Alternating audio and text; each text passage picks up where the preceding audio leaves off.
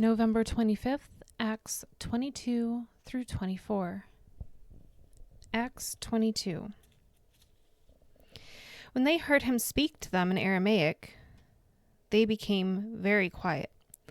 Then Paul said, I am a Jew, born of Tarsus in Cilicia, but brought up in this city. I studied under Gamaliel and was thoroughly trained in the law of our ancestors. I was just as zealous for God as any of you are today. I persecuted the followers of the way to their death, arresting both men and women and throwing them into prison, as the high priest and all the council can themselves testify.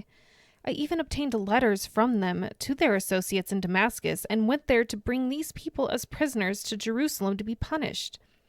About noon, as I came near Damascus, suddenly a bright light from heaven flashed around me. I fell to the ground and heard a voice say to me, Saul, Saul, why do you persecute me?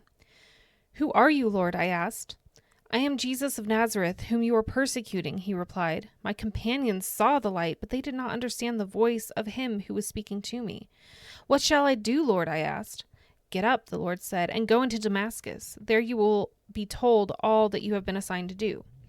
My companions led me by the hand into Damascus because the brilliance of the light had blinded me. A man named Ananias came to see me. He was a devout observer of the law and highly respected by all the Jews living there. He stood beside me and said, Brother Saul, receive your sight. And at that very moment I was able to see him. Then he said, The God of our ancestors has chosen you to know his will and to see the righteous one and to hear words from his mouth.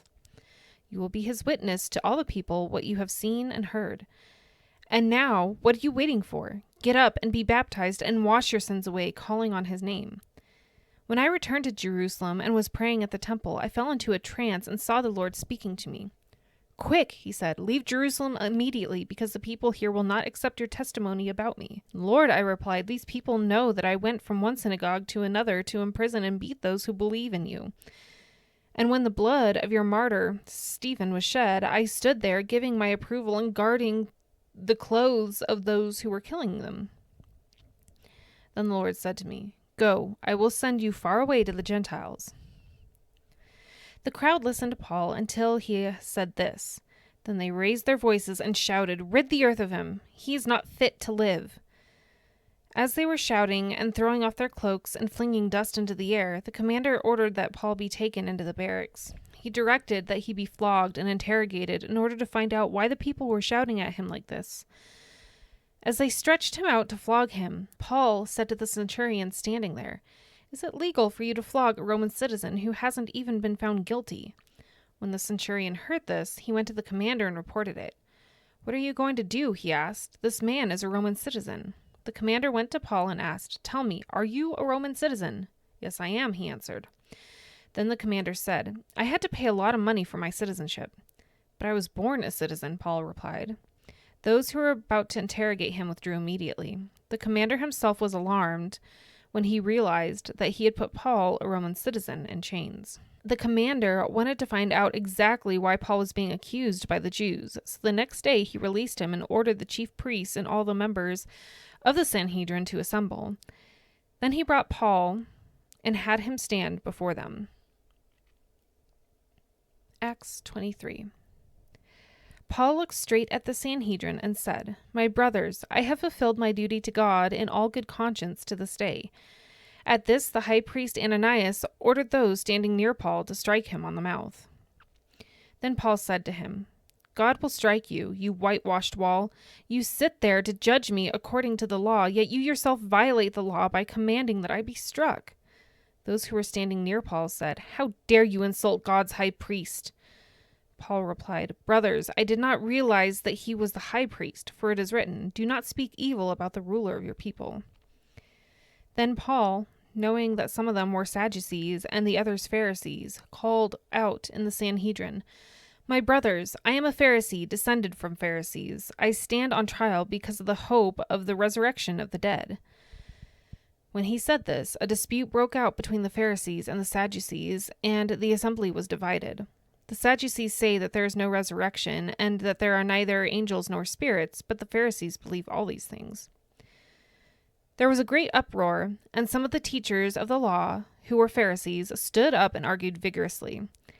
"We find nothing wrong with this man," they said. "What if a spirit or an angel has spoken to him?" The dispute became so violent that the commander was afraid Paul would be torn to pieces by them. He ordered the troops to go down and take him away from them by force and bring him into the barracks. The following night the Lord stood near Paul and said, "Take courage. As you have testified about me in Jerusalem, so you must also testify in Rome."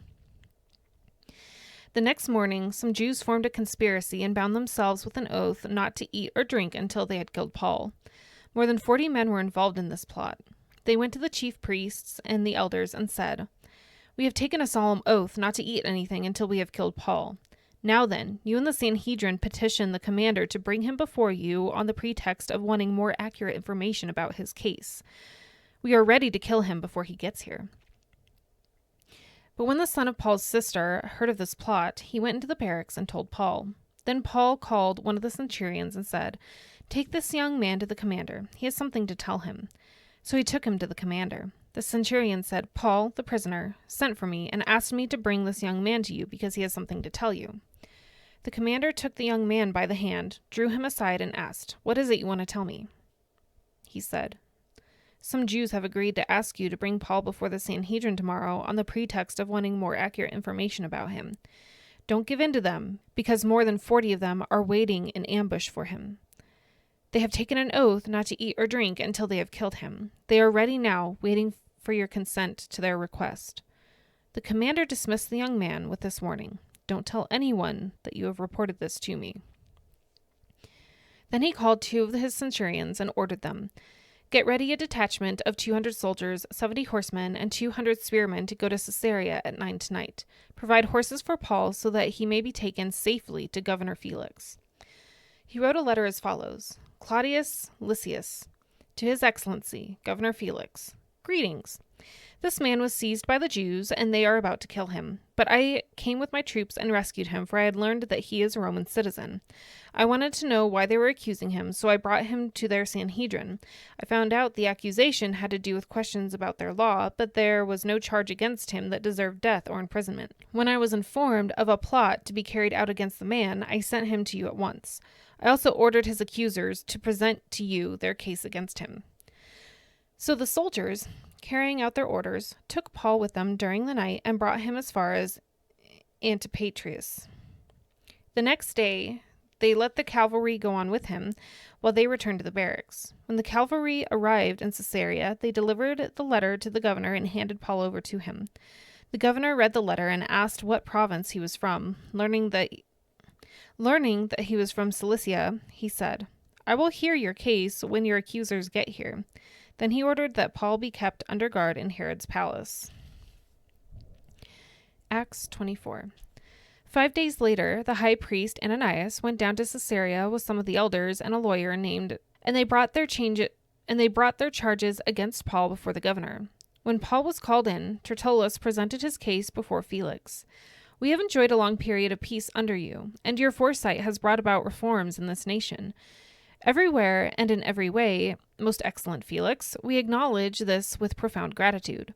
But in order not to weary you further, I would request that you be kind enough to hear us briefly. We have found this man to be a troublemaker, stirring up riots among the Jews all over the world.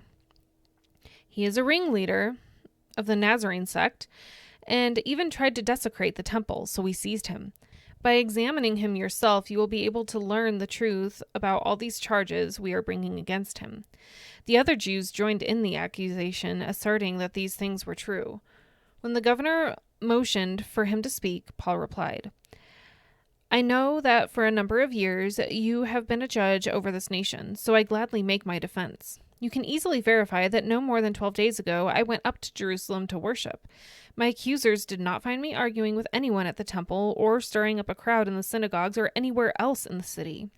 And they cannot prove to you the charges they are now making against me. However, I admit that I worship the God of our ancestors as a follower of the way which they call a sect.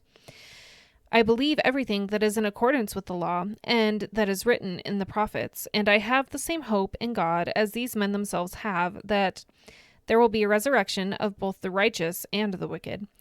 So I strive always to keep my conscience clear before God and man. After an absence of several years, I came to Jerusalem to bring my people gifts for the poor and to present offerings. I was ceremonially clean when they found me in the temple courts doing this. There was no crowd with me, nor was I involved in any disturbance.